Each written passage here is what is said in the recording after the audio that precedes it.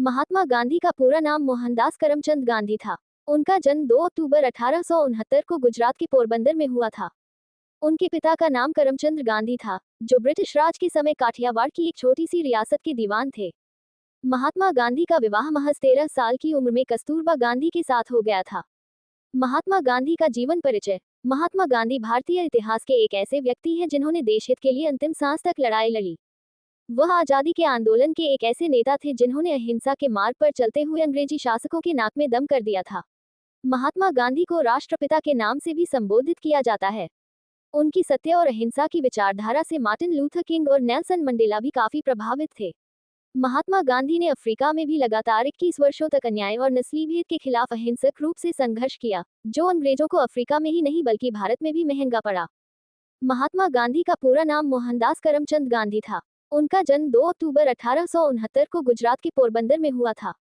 उनके पिता का नाम करमचंद गांधी था, जो ब्रिटिश राज के समय काठियावाड़ की एक छोटी सी रियासत के दीवान थे।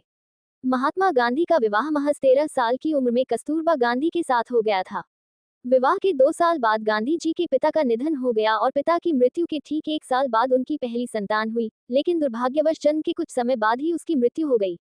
हालांकि इन कठिन परिस्थितियों में भी गांधी जी ने हार नहीं मानी और 1887 में अहमदाबाद से हाई स्कूल की डिग्री प्राप्त की तथा कॉलेज की पढ़ाई पूरी करने के बाद साल 1888 में उन्होंने लंदन जाकर वकालत की पढ़ाई करने का निश्चय किया।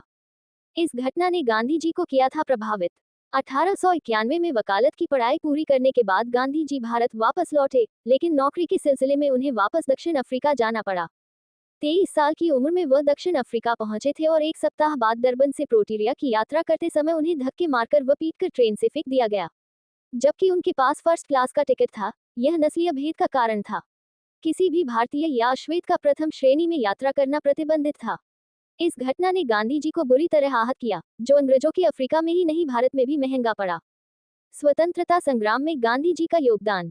1915 में गांधी जी दक्षिण अफ्रीका से भारत लौटे थे और अपने गुरु गोपाल कृष्ण गोखले के साथ इंडियन नेशनल कांग्रेस में शामिल हुए। इस दौरान भारत गुलामी की जंजीरों से जकड़ा हुआ था और किसी एक ऐसे व्यक्ति की आवश्यकता थी जो स्वतंत्रता आंदोलन को एक नई दिशा दे सके। गोपाल कृष्ण गोखले ने उन्हें देश की नब्ज को समझने का सुझाव दिया। गांधी जी ने देश के हालात को समझने के लिए भारत भ्रमण की योजना बनाई, जिससे देश की नब्ज को जान सकें और लोगों से जुड़ सकें। उन्होंने असहयोग आंदोलन, सविनय अवज्ञा आंदोलन, भारत छोड़ो आंदोलन का भी नेतृत्व किया था। देश की स्वतंत्रता में गांधी जी के योगदान को शब्दों में नहीं मापा जा सकता। उन्होंने अन्य स्वतंत्रता सेनानियों के साथ मिलकर अंग्रेजों को भारत छोड़ने के लिए मजबूर किया था। महात्मा गांधी के नाम से जानती है। संस्कृत भाषा में महात्मा अथवा महान आत्मा एक सम्मान सूचक शब्द है। गांधी को महात्मा के नाम से सबसे पहले 1915 में राजवैद्य जीवराम कालिदास ने संबोधित किया था। एक अन्य मत के अनुसार स्वामी श्रद्धानंद ने 1915 में महात्मा की उपाधि दी थी। तीसरा मत यह है कि रविंद्रनाथ ठाकुर ने 12 अप्रैल 1919 को अपने एक लेख में उन्हें महात्मा कहकर संबोधित किया था। 38 उन्हें बापू गुजराती भाषा में बापू बापू अर्थात पिता के नाम से भी स्मरण किया जाता है। एक मत के अनुसार गांधी जी को बापू संबोधित करने वाले प्रथम व्यक्ति उनके साबरमती आश्रम के शिष्य थे सुभाष चंद्र बोस ने 6 जुलाई 1944 को रंगून रेडियो से गांधी जी के नाम जारी प्रसारण में उन्हें राष्ट्रपिता कहकर संबोधित करते हुए आजाद हिंद फौज के सैनिकों के लिए उनका आशीर्वाद और शुभकामनाएं मांगी थी। 39 प्रति वर्ष 2 अक्टूबर को उनका जन्मदिन भारत में गांधी जयंती के रूप में और पूरे विश्व में अंतर्राष्ट्रीय अहिंसा दिवस के रूप में मनाया जाता है। महात्मा गांधी सबसे पहले गांधी जी ने प्रवासी वकील के रूप में दक्षिण अफ्रीका में भारतीय समुदाय के लोगों के नागरिक अधिकारों के लिए संघर्ष हेतु सत्याग्रह करना आरंभ किया। 1915 में उनकी भारत वापसी हुई। 40 उसके बाद उन्होंने यहाँ के किसानों, श्रमिकों और नगरीय श्रमिकों को अत्यधिक भूमि कर और भेदभाव के विरुद्ध आवाज उठाने के लिए एकजुट किया। 1921 में भारतीय राष्ट्रीय कांग्रेस की बागडोर संभालने के बाद उन्होंने देश भर में दरिद्रता से मुक्ति दिलाने, महिलाओं के अधिकारों का विस्तार, धार्मिक एवं जातीय एकता का निर्माण व आत्मनिर्भरता के लिए अस्पृश्यता के विरोध में अनेकों कार्यक्रम चलाए। इन सब में विदेशी राज से मुक्ति दिलाने वाला स्वराज की प्राप्ति वाला कार्यक्रम ही प्रमुख था। गांधी जी ने ब्रिटिश सरकार द्वारा भारतीयों पर लगाए गए लवण कर के विरोध में 1930 में नमक सत्याग्रह और इसके बाद 1942 में अंग्रेजों भारत छोड़ो आंदोलन से विशेष विख्याति प्राप्त की। दक्षिण अफ्रीका और भारत में विभिन्न अवसरों पर कई वर्षों तक उन्हें कारागृह में भी रहना पड़ा।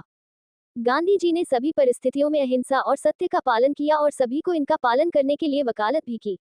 उन्होंने साबरमती आश्रम में अपना जीवन बिताया और परंपरागत भारतीय पोशाक धोती व सूत से बनी शाल पहनी जिसे वे स्वयं चरखे पर सूत काटकर हाथ से बनाते थे। उन्होंने सादा शाकाहारी भोजन खाया और आत्मशुद्धि के लिए लंबे लंबे उपवास रखे।